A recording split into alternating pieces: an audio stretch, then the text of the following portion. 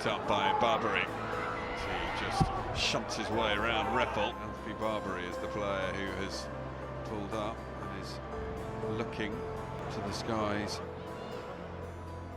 It was probably the worst possible scenario. Come on, I'd worked hard for those sort of 6 months to get back after my hamstring operation, and obviously was falling. I just wanted to play rugby again, and to sort of get on against Tigers, and then I think it was only about 6 minutes and my knee goes. It was heartbreaking. There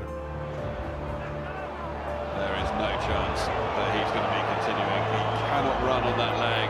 This is so sad to see. It was a difficult time with everything going on, but I didn't really know what to do. It was just, it was honestly couldn't have gone worse. And then sort of had the op on my knee, realised what I'd done, and sort of had to make a decision, like, do we sacrifice my off season so I can be back?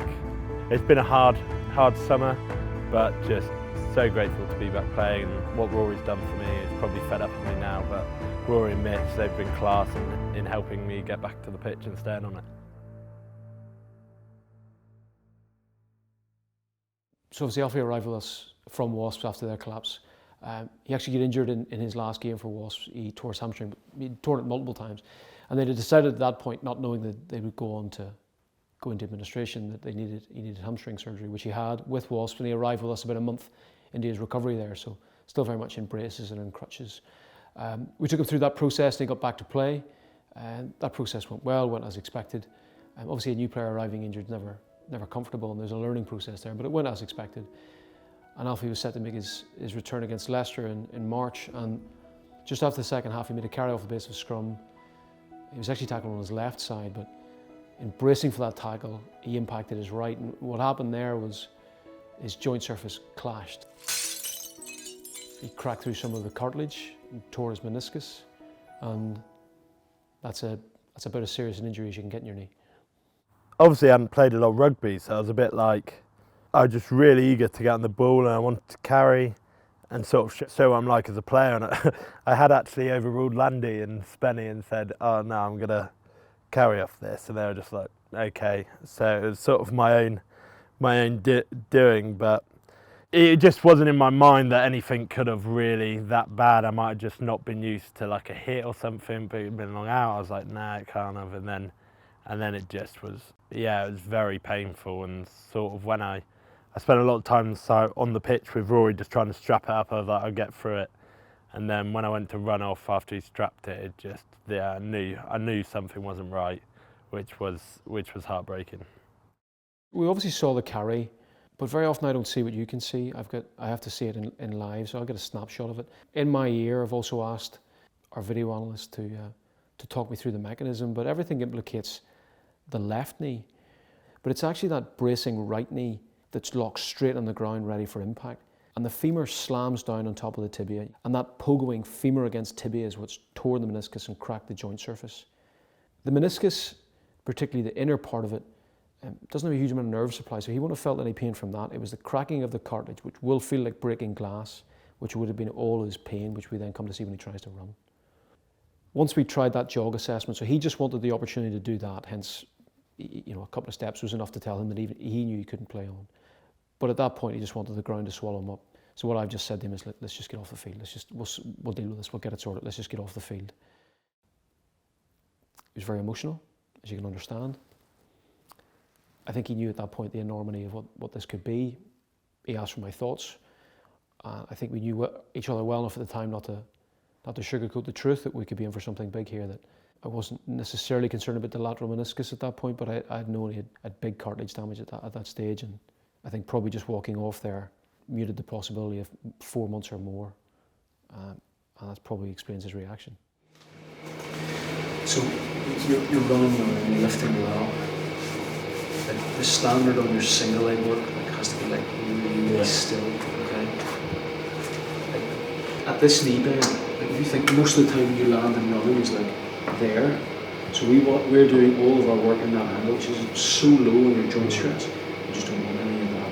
Okay, we're really still. That's just single leg knee bends. There'll be a couple of tasks. Really still.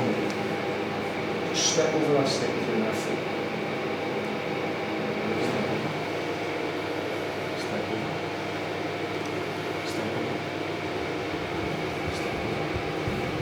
3 chest rotations each side. Knee doesn't move. Just imagine anchoring that foot to the ground.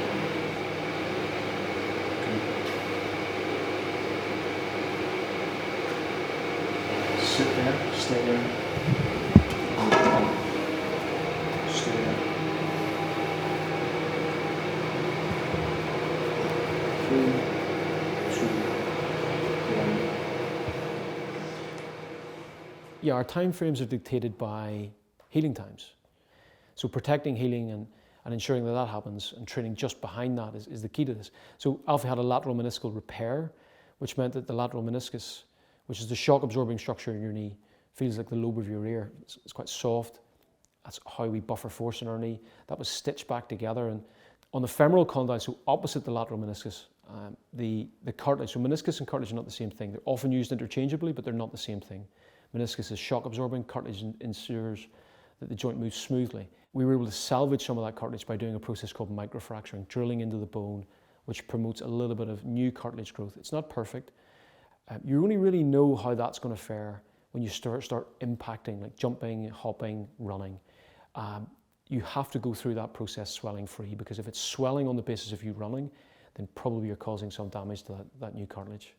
I've always struggled to be motivated, especially this one. I think I struggled the most with this rehab, as I'm not the biggest fan of the gym, I'll be perfectly honest. So being that and sort of just spending all your time in there, and it gets quite repetitive and sort of the same thing, and to just have done it for the last 6 months and then have another operation, have to do it again. It was tough to get your head around sort of the fact that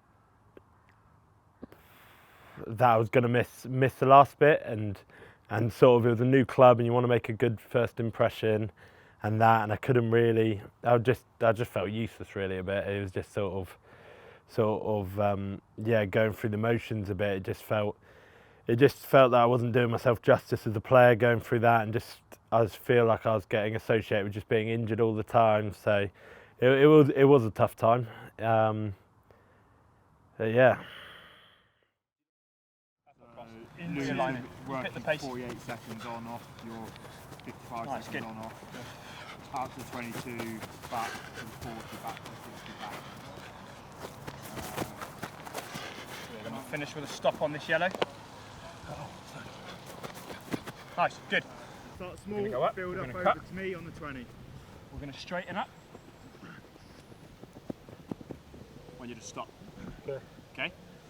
So I'd maybe just take 5-10% off of your pace. Decent stops to check your feet.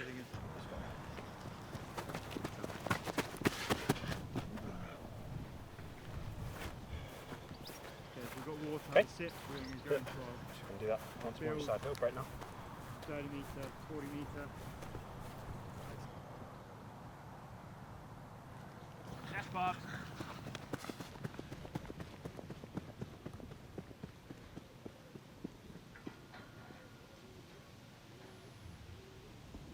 Running well, mate, look good.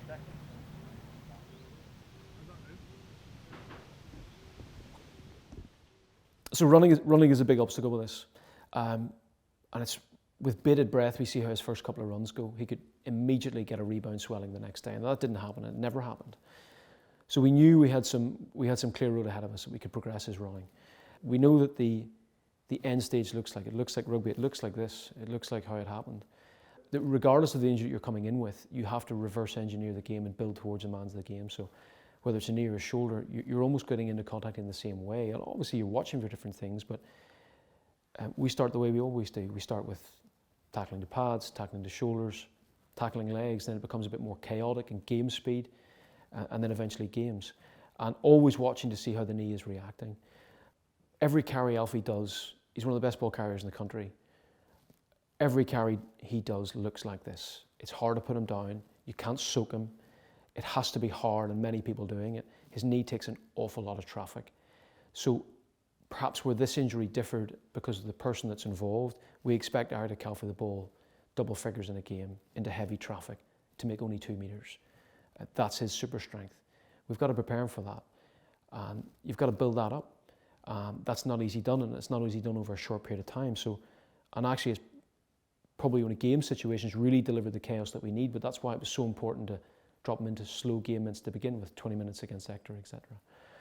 There will be some future management with this. This isn't like a repaired cruciate ligament, which is solid and we're happy and he's away and hopefully never injured again. This is a joint surface injury which will need constant management. And I think there are future frustrations with that. There may be time where this knee does react and does swell and we'll need a couple of games off. Neither of us want that, and I don't know when that'll happen. But this is where there's almost like a not parking and a putting to bed with this injury, and this is where it's different than perhaps some of the ones we've used before. Alfie Barbeary goes at 8, finally seeing action after recovering from a serious knee injury on debut last season.